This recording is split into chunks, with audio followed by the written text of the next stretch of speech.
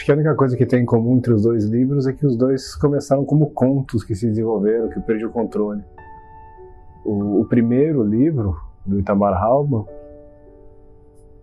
a minha ideia era escrever algo que tivesse um panelaço. Era só isso que eu queria. Eu queria escrever um conto curto que envolvesse um panelaço. Era 2017 quando eu comecei a escrever. E o impeachment era recente, 2016.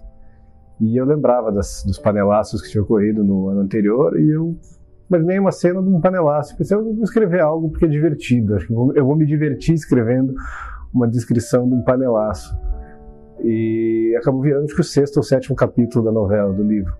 Era só para fazer não tinha nem enredo, nem história, nem nada. Só tinha uma imaginação de uma imagem, assim, uma cena. E acabou brotando todo o resto depois. Daquilo ali veio o cenário, os personagens e, por fim, a história, que nem tem muita história. É um livro com pouco enredo. É um livro que, no fundo, não acontece quase nada. É curioso. Já o segundo também nasceu dessa forma. Eu imaginei a cena, que daí no caso é a primeira cena do livro, que é a cena de um venezuelano numa fila num campo de refugiado em algum lugar do Brasil, no caso lá no norte, né? Roraima, não imaginei Roraima exatamente, mas era essa cena. E veio as primeiras frases na cabeça, assim, eu digitei no teclado. E também perdi o controle. E, então os dois livros acabaram nascendo dessa forma, e os dois livros foram muito complicados de escrever porque não tinha plano, não teve plano nenhum. Inclusive, quando eu fui escrever um conto longo, que é um conto que está no blog da editora, Mergulho Final, é um título que eu provisório não gosto, é um conto que se passa em bombinhas, eu segurei a mão para que ele não virasse um livro, porque eu não estava a fim de gastar meses e meses de novo numa história que era para ser curta. Eu acabei segurando a mão para não perder o controle de novo. Nas próximas coisas que eu for escrever, no caso, o terceiro livro que eu já estou escrevendo, aí a coisa já está um pouquinho mais bem pensada, porque é muito difícil escrever sem planejar, é um sofrimento terrível, mas no fundo acho que era inevitável, porque quando eu fiz o primeiro livro eu não sabia muito bem o que eu estava fazendo. Até o Fábio Gonçalves uma vez me perguntou, assim que a gente se conheceu, antes de se conhecer pessoalmente, a gente conversava pelo WhatsApp, ele quis saber como é que tinha sido para planejar, estruturar o exemplar família de Itamar Halban, e eu falei bem isso para ele, não sabia muito bem o que eu estava fazendo, eu fui escrevendo, fui fazendo, e foi na tentativa e erro, mas acho que deu certo.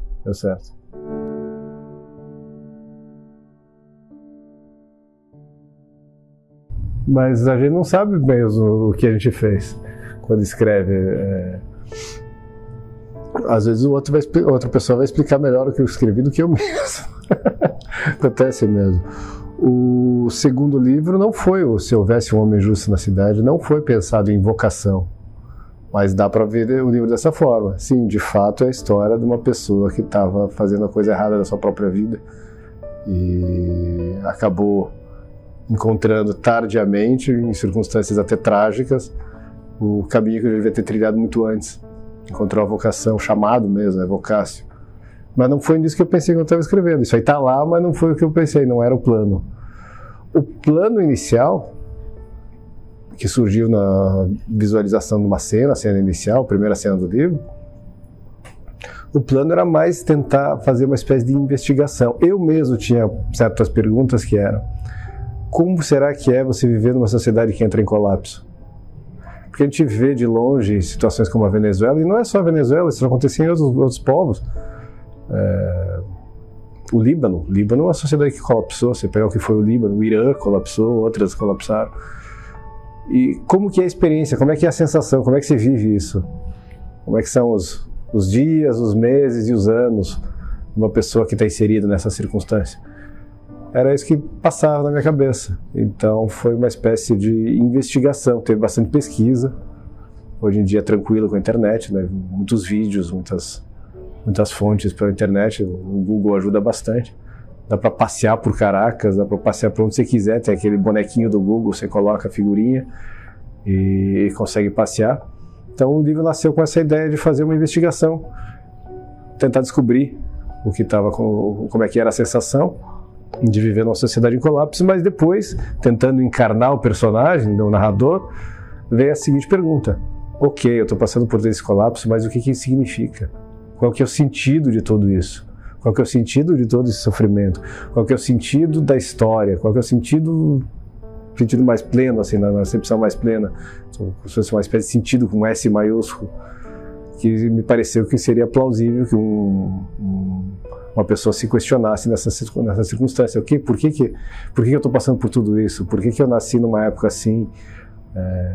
E o personagem começa a se fazer essas perguntas e ele acaba desembocando na vocação dele, né? Ele acaba vindo de fora pelas circunstâncias externas e ele acaba resolvendo um problema que era vocacional.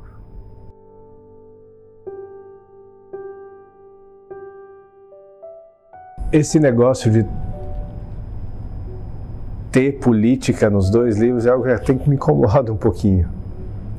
Eu gostaria que não tivesse. Gostaria de escrever sobre coisas que não tivessem nenhuma coloração política. Mas hoje em dia é difícil, porque politizou-se tudo. A esfera doméstica, a esfera privada está cada vez mais restrita. E a gente vive numa época de politização completa de todas as relações humanas. Então ficou difícil escrever algo que não tivesse política envolvida. Embora não sejam livros sobre política, se você for ver, por exemplo. Tem o romance A Montanha, do Ciro dos Anjos. Esse é um livro sobre política. Os personagens são políticos, são os bastidores da política. Mas o Itamar Halman não é um político. Ele é um sujeito do Poder Judiciário. A esposa dele também não é política, e nem as filhas. A esposa dele é professora universitária. Eles não atuam na política, eles não fazem política. Mas a política está no pano de fundo da vida deles e acaba pautando as escolhas pessoais, inclusive. Os acontecimentos políticos externos e longínquos acabam sendo coisas que decidem para onde eles vão conduzir a vida deles. Como é que eles vão se sentir, se eles vão se sentir felizes, qual vai ser o sentido da vida deles. E no segundo livro também acontece isso. O personagem protagonista, o narrador, tem nada a ver com política. Ele também é um professor universitário. Ele dá aula de literatura espanhola, medieval e barroca. Não tem nada a ver com política. Mas a política interfere na vida dele e bate na porta de forma inescapável. Ele até tenta fugir. Ele até tenta se refugiar numa torre de marfim de novo, mas não tem jeito. As coisas batem na porta dele e ele não tem como escapar. Eu acho que isso é uma experiência contemporânea. Cada vez mais difícil a gente fugir dos acontecimentos políticos. Mas, por outro lado, e isso é mostrado nos dois livros, os acontecimentos políticos, eles parecem que têm uma importância muito grande para a gente, mas no fundo não tem. É isso até que o personagem do segundo livro descobre. Ele até tem uma frase que ele fala que não é porque a Venezuela deu errado que minha vida precisa dar errado. A gente às vezes pensa muito nisso, que o Brasil precisa dar certo institucionalmente ou politicamente, seja lá o que isso queira dizer, não sei o que quer dizer, dar certo politicamente ou dar certo economicamente. E como se isso fosse, num passe de mágica, transformar a nossa vida em algo bem sucedido. E aí as pessoas acabam perdendo tempo da vida delas e não fazem o que tem que fazer por conta própria. Essa é uma tentação muito grande da vida contemporânea. Esperar que as soluções dos nossos problemas pessoais, ou a nossa felicidade, hipotecar a nossa felicidade por acontecimentos a 1.000 quilômetros daqui, na capital do país, sei lá quanto eu estou, 1.500, 2.000 quilômetros daqui. Isso é uma loucura plena, mas a gente cai de novo e de novo, com a ilusão de participação política mais ativa do que a gente tem, que a internet nos dá, né? O sujeito abre uma conta no Twitter, ele acumula alguns seguidores ali, ele acha que ele está mudando o curso da história, ele acha que ele virou um Napoleão do teclado, e isso não existe. Então os dois livros, eles retratam bem esse cenário de loucura que a gente vive, de a política se imiscuindo em tudo sendo politizado, a ilusão de uma participação política mais ativa, que um indivíduo lá, o Zé Povinho, acho que tem mais voz do que tem, e como isso mexe no mínimo psicologicamente com as pessoas.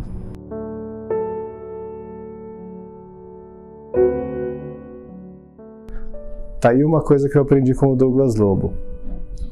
A universidade usurpou primeiro, lá nos anos 50 ou 60, a crítica literária, em nome de um suposto rigor científico.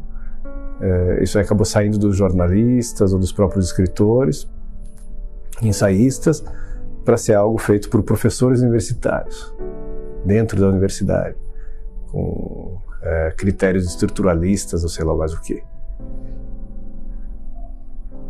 Isso esterilizou a crítica literária, tornou a crítica literária insuportável de ser lida. E depois a universidade usurpou a própria escrita criativa, pelo menos no Brasil. Se você for ver o que é o establishment literário brasileiro, é professor universitário fazendo parte de banca de premiação, Jabuti, coisas do gênero, premiando professores universitários que escrevem romances, que são publicados por editoras cujos editores são professores universitários. Quem que são os ganhadores dos grandes prêmios literários brasileiros? Cristóvão Tesa, Jefferson Tenório, Tamar Vieira. Todos esses caras são professores universitários. Como se você precisasse fazer uma faculdade de letras na universidade brasileira para você ser capaz de escrever um romance.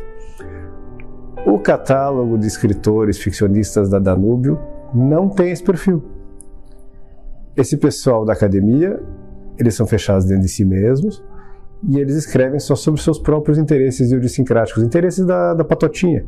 No caso agora, os interesses da esquerda identitária. E é um samba de uma nota só falam a mesma coisa, só a esquerda identitária, só a mesma coisa o tempo inteiro, o mesmo mimimi, e não abrem espaço para mais ninguém, e ficam dando tapinha nas costas um dos outros, e se premiando, e dizendo como vocês são lindos, maravilhosos e gostosões.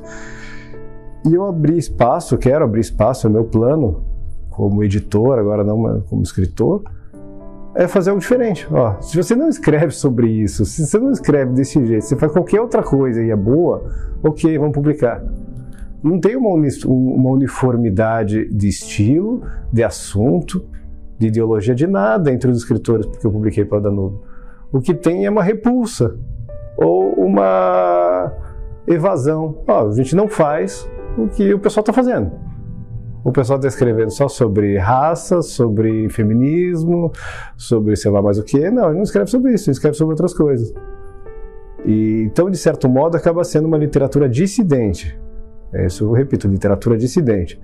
Os escritores da Danúbio, eles são uma cultura paralela, diferente da cultura oficial. Por que é a cultura oficial? Porque essa é uma cultura, o establishment literário brasileiro hoje, ele é financiado indiretamente por dinheiro público, afinal a maioria deles são professores de universidades públicas, e acabam fazendo aquilo que é a ideologia do atual governo. A esquerda identitária, as ideias da esquerda identitária, são a ideologia oficial do partido que governa o país. Então a gente faz algo diferente, literatura dissidente, não tem nada a ver com isso. A gente fala de outras coisas, temos outras preocupações, outros dramas, e não necessariamente políticos. Por exemplo, o que tem de político no autor como Alexandre Soares Silva? Nada. Ele não se interessa em nada por política. Ele vive citando uma frase do Nabokov, de que para ele o bom governo é aquele que os governantes são apenas um rostinho num selo. E não podem. E você sabe que o regime é bom porque a foto do governante não é maior do que a estampa de um selo. Se a foto aumentar, já for uma foto na parede, significa que aquele regime já não é tão bom, não é tão bom de se viver. Então ele é um cara completamente alheio à política, tem aversão até, dá para ver. E é um grande escritor que não recebe a atenção que deveria receber pelo establishment literário. Se o Brasil fosse um país normal culturalmente, o Alexandre ganhava o Jabuti. No mínimo como romance de entretenimento, mas o establishment acadêmico e literário brasileiro não coloca o cara sequer como finalista, o que é uma vergonha para eles. Eu vou continuar escrevendo os livros da Danúbio no Prêmio Jabuti, no Oceanos, em todas essas coisas aí, com o profundo ceticismo, sabendo que não vai dar em nada. Apenas para ser chato mesmo, para insistir, para continuar escrevendo de novo, chatamente.